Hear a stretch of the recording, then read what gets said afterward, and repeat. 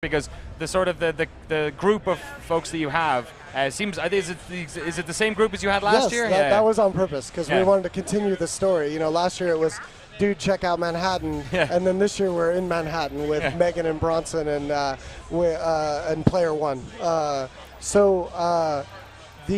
absolutely, character customization and creation is important, I think, in RPGs. It's your first connection with your avatar, your connection to this world. And so being able to put your own personal touch, are you male, are you female, skin tone, background, that is important. Okay, so we're looking at the demo here. Yes. I'll just give you a little tweak there. Can you just talk us through what's going on here? Maybe talk about some stuff that we mightn't have seen. So this is, now I'm totally dead. Are we good? Yeah. Sorry, I was eating my mic, guys. No. So this is what we call Echo.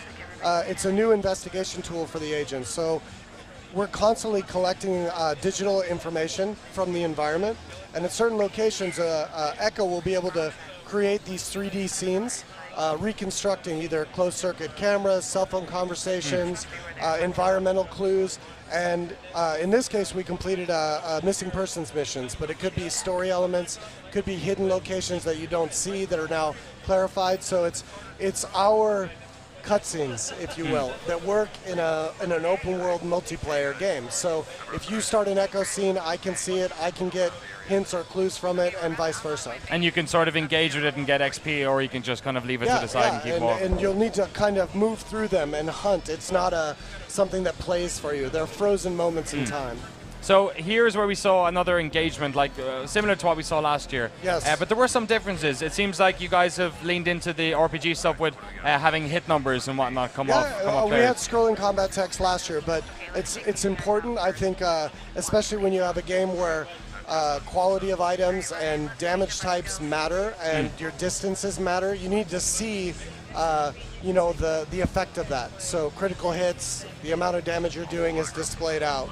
I want to remind the folks at home, if they have any questions at all, to send them in at Danny O'Dwyer on Twitter, and I'll do my best to try and pull them out. And I'll dodge them appropriately.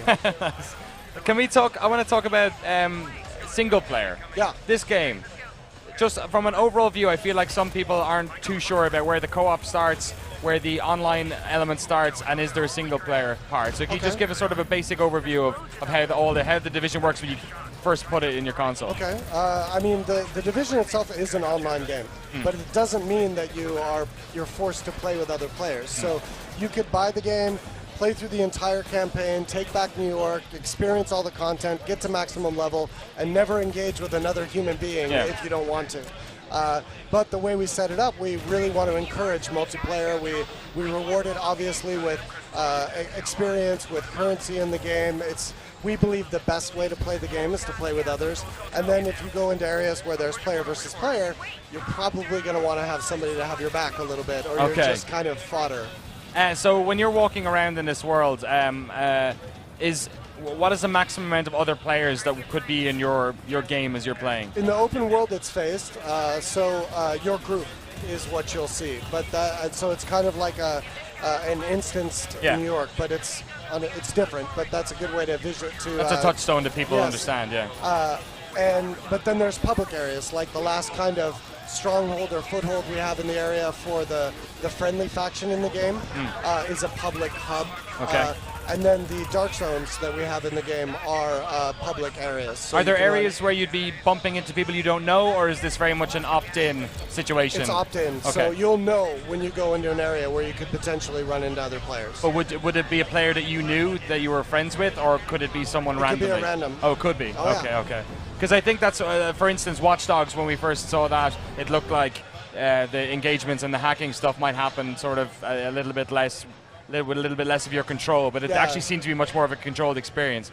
So there is an element of random interaction in the Division, but just in specific areas. Yes. Yeah. So I think I'm not sure how fun that might be if you're just kind of opted in on, but the game is about choice. We really push that with the map that you saw in the demos, with how we encourage you to experience the content in the game. We don't want to be leading the player around New York.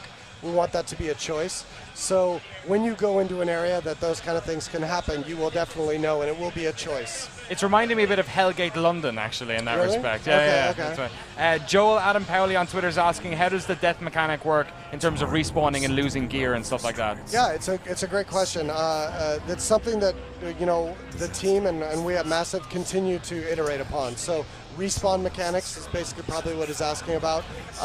Is something that you kind of hone up until the end. You want death to be punishing. We want it to be punishing in the game, but not too punishing, so that it